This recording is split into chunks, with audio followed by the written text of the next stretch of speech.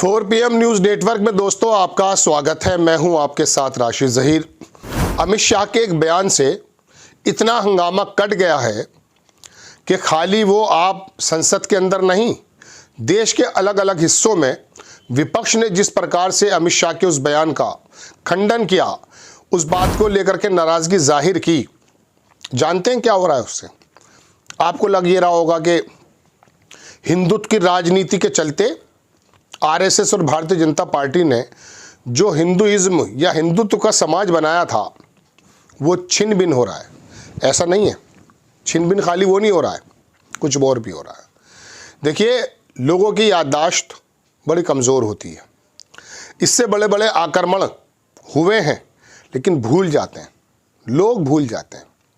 अमित शाह ने जिस प्रकार से बाबा भीमराव अंबेडकर साहब का गोया के एक ऐसा अपमान कर दिया जो उनके मन में, जो उनके विचार में, जो आरएसएस के लोगों के दिलों में बातें होती हैं, वो निकल कर के सामने आ गई।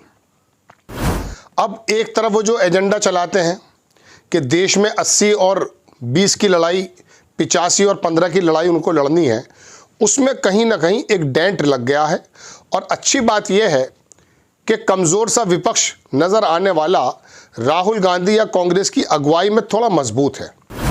केजरीवाल ने अपनी रोटियां सेक ली हैं तो ममता बनर्जी अपनी बात कर रही है, क्योंकि जानते हैं कि देश में 20 से 22% जो समाज है वो तो बिल्कुल ऐसा समझ लीजिए दलित समाज जिसको हम कहते हैं, जो बाबा भीमराव अंबेडकर साहब पर अपनी जान छलकता है। और बाकी देश का भी इंसाफ पसंद तबका डॉक्टर साहब यानी कि बाबा भीमराव अंबेडकर के बारे में क्या राय रखता है ये पूरा देश जानता है।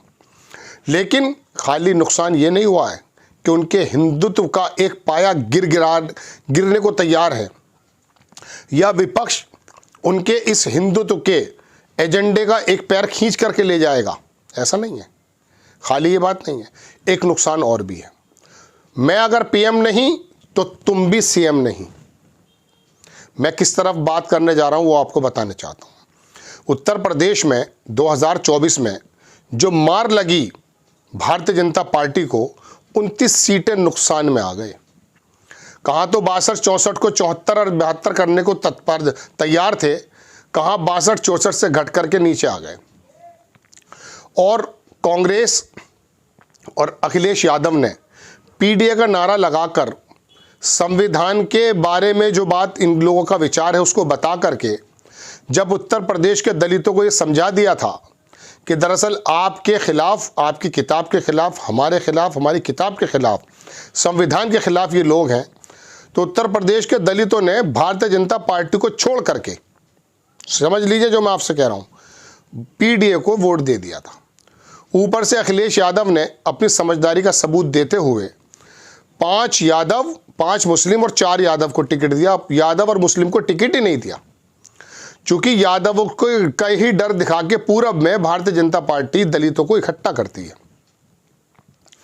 उसकी सूरत में हुआ यूं कि उत्तर प्रदेश में भारतीय जनता पार्टी को ऐसा डेंट पहुंचा कि 200, 304 और 370 और 400 तो छोड़ दीजिए, 272 तक नहीं पहुंच पाए, 240 पर आकर टिक गए। हालांकि उसमें बहुत सारे लोगों का कहना यह है कि 79 या 89 सीट जो हैं वो बेईमानी के साथ जीती, उसको छोड़ दीजिए। मैंने जो आपसे भी एक लाइन कही कि मैं अगर सीएम नहीं तो तुम भी, मैं अगर पीएम नहीं तो तुम भी सीएम नहीं, ऐसा तो हो नहीं सकता। अमित शाह जैसा चाणक्य व्यक्ति अचानक ही इस बात को मुंह से निकाल देगा। हो सकता है निकल भी गई हो, मैं इसके भी इम्कानात को दरकिनार नहीं कर रहा हूं, लेकिन अगर उनको ये महसूस हुआ कि बहुत तेज़ी से राइज कर रहे हैं योगी आदित्यनाथ, विधानसभा के भाषणों को देख लीजिए या बाकी देश के अंदर उनके जिस प्रकार से मुंबई के बयान हो, तमाम बयानों को उठाइए, तो प्रधानमंत्री जी के बाद जो पीएम की रेस में आने वाला नाम है वो अमित शाह को क्रॉस करते हुए योगी आदित्यनाथ का नाम लोग लेने लगे थे।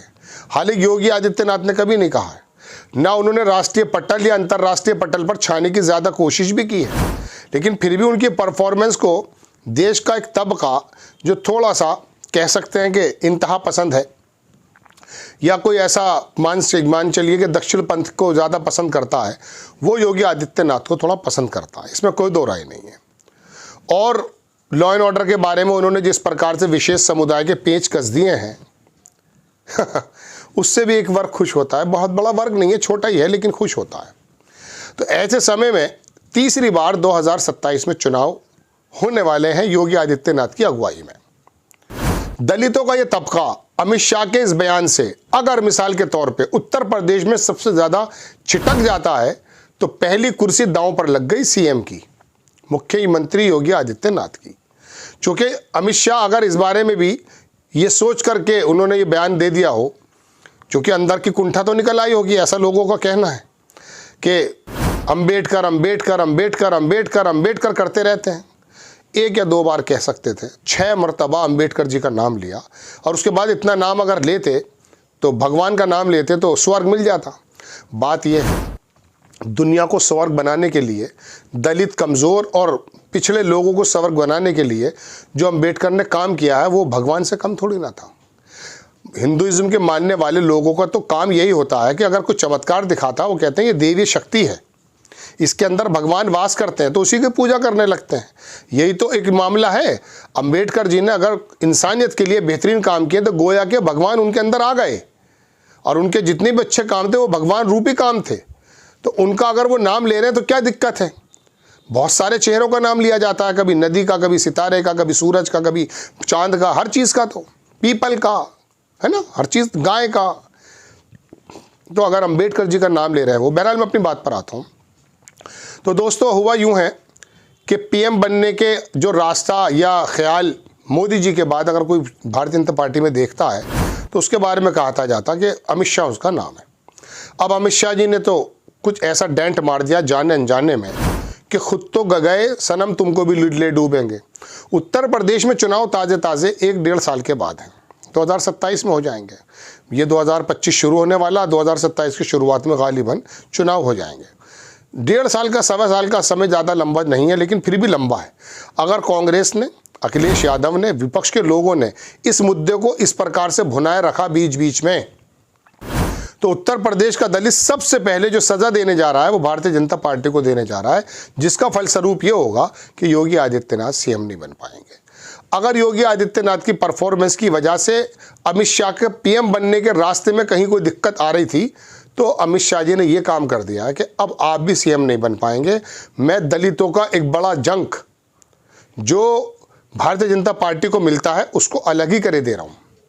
एक ऐसा डायलॉग बोले दे रहा हूँ, मैं नहीं कह रहा कि उन्होंने जानबूझ के बोला है, लेकिन हो ये गया है। जाने अनजाने में बहुत से लोग कह रहे हैं कि सीएम योगी आदित्यनाथ खुश होंगे, बिल्कुल नहीं होंगे। उनको मालूम है कि इस डायलॉग से अमित शाह का जो नुकसान है वो 2029 में देखा जाएगा, लेकिन फिलहाल ताज़ा नुकसान तो ये है कि अगर उत्तर प्रदेश का दलित भड़क गया, समझ गए, तो सबसे पहले भारतीय जनता पार्टी से छिटक करके कोई रास्ता नज़र नहीं आता कांग्रेस और अखिलेश यादव के अलावा। चूँकि मायावती का भी रोल आपको मालूम है कि एपिसोड बनाने जा रहा हूँ कि मायावती ने किस प्रकार से अमित शाह की, मैं कह सकता हूँ, समर्थन कर दिया। खैर, तो बहरहाल दोस्तों, अगर हम पीएम नहीं तो आप सीएम नहीं, ऐसा कुछ काम हो गया है।